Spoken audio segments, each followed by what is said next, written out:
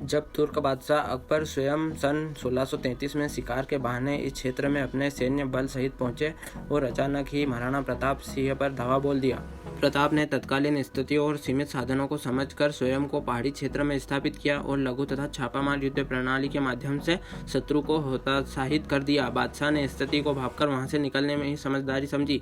एक बार युद्ध में महाराणा प्रताप ने युद्ध में अपने धर्म का परिचय दिया और युद्ध में एक बार शाही सेनापति मिर्जा खां के सैन्य बल ने जब समर्पण कर दिया था तो उसके साथ में ही शाही महिलाएं भी थी। महाराणा प्रताप ने उन सभी को सम्मान को सुरक्षित रखते हुए आदर पूर्वक मिर्जा खान के पास पहुंचा दिया।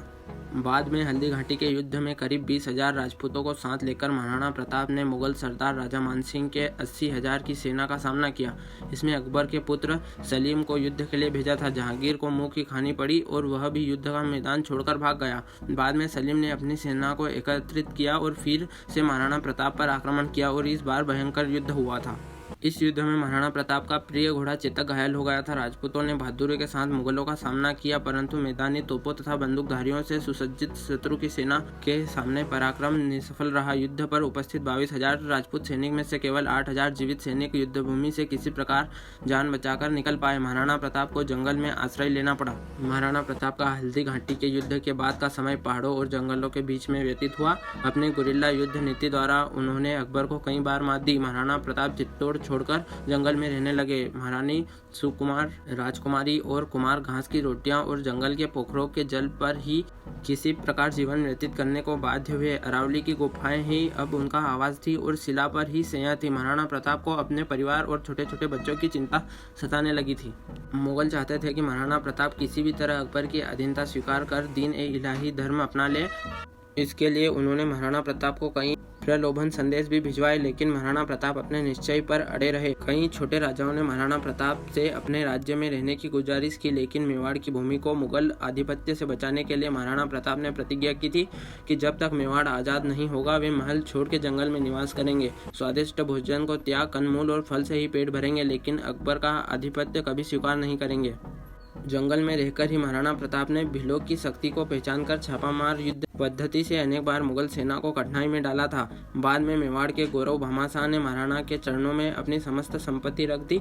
भामाशाह ने 20 लाख अशरफियां और 25 लाख रुपए महाराणा को भेंट में प्रदान किए।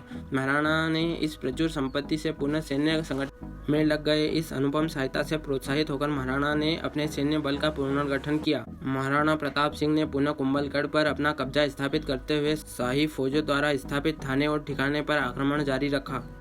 महाराणा प्रताप का सबसे प्रिय घोड़े का नाम चेतक था। चेतक बहुत ही समझदार और स्थिति को पल भर में भाप जाने वाला घोड़ा था। उसने कई मौके पर महाराणा प्रताप की जान बचाई थी। हल्दी घाटी युद्ध के दौरान प्रताप ने अपने पराक्रमी चेतक पर सवार होकर पहाड़ की ओर जा रहे थे, तब उनके पीछे 2 मुगल सैनिक लगे हुए थे। चेतक ने तेज रफ्तार पकड़ ली, लेकिन रास्ते में एक पहाड़ी नाला बह रहा था। युद्ध में घायल चेतक फुर्ती से उसे लांघ गया, परंतु मुगल उसे पार न कर पाए।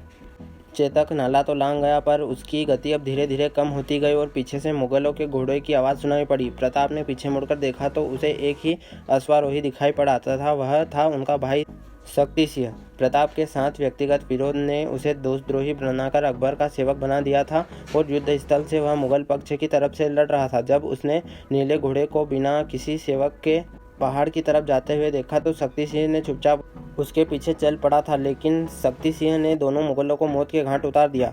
जीवन में पहली बार दोनों भाई प्रेम के साथ गले मिले। इस बीच चेतन जमीन पर गिर पड़ा और जब प्रताप उसकी कोठी को खोलकर अपने भाई द्वारा प्रस्तुत घोड़े पर रख रहा था, चेतक ने प्राण त्याग दिए। बाद में उस स्थान पर एक चबूतरा खड़ा किया गया जो आज तक उस स्थान को इंगित करता है। मुगल बादशाह अकबर ने सन 1635 में एक विशाल सेना शाहबाज खान के नेतृत्व में मेवाड़ भेजी। इस विशाल सेना ने कुछ स्थानीय मदद के आधार पर कुंभलगढ़ और केलावड़ा पर कब्जा कर लिया तथा गोगुंदा और उदयपुर क्षेत्र में लूटपाट की। ऐसे में महाराणा प्रताप ने विशाल सेना का मुकाबला जारी रखते हुए अंत में पहाड़ी क्षेत्र में पनाह लेकर स्वयं को सुरक्षित रखा और चावंड पर पुनः कब्जा प्राप्त किया। शाहबाज खान आखिरकार खाली हाथ पुनः पंजाब में अकबर के पास पहुंच गया। चित्तौड़ को छोड़कर महाराणा ने अपने समस्त दुर्गों का शत्रु से पुनः उद्धार कर लिया। उदयपुर को उन्होंने अपनी राजधानी बनाया। विचलित मुगलिया सेना के घटते प्रभाव और अपनी आत्मशक्ति के बूते महाराणा ने चित्तौड़गढ़, मांडलागढ़ के अलावा संपूर्ण मेवाड़ पर अपना राज्य पुनः स्थापित कर लिया। इसके बाद मुगलों ने कई बार महाराणा प्रताप को चुनौती दी, लेकिन मुगलों को मुंह की खानी पड़ी। आखिरकार युद्ध और शिकार के दौरान लगी हुई चोटों की वजह से महाराणा प्रताप की मृत्यु 29 जनवरी 1597 को चावंड में हुई। भारतीय कम्युनिस्टों और अंग्रेजों ने पूरी दुनिया में सिकंदर की तरह अकबर को महान सम्राट बना रखा है, लेकिन सत्ता और धर्म के नशे में चूर अकबर की सच्चाई को आज नहीं तो कल स्वीकार करना ही होगा। महान तो महाराणा प्रताप थे, जिनको एक तुर्क ने भारतीय राजाओं के साथ मिलकर हर तरह से झुकाने या मौत के घाट उतारने का प्रयास किया, लेकिन महाराणा प्रताप ने अपने आत्मसम्मान को बचाए रखा और कभी भी अकबर की अधीनता स्वीकार नहीं की। मेवाड़ के यशस्वी महाराणा प्रताप ने कभी मुगलों की अधीनता स्वीकार नहीं की। अकबर ने उन्हें समझाने के लिए 4 बार शांति दूतों को अपना संदेश लेकर भेजा था, लेकिन महाराणा प्रताप ने अकबर के हर प्रस्ताव को नामंजूर कर दिया था।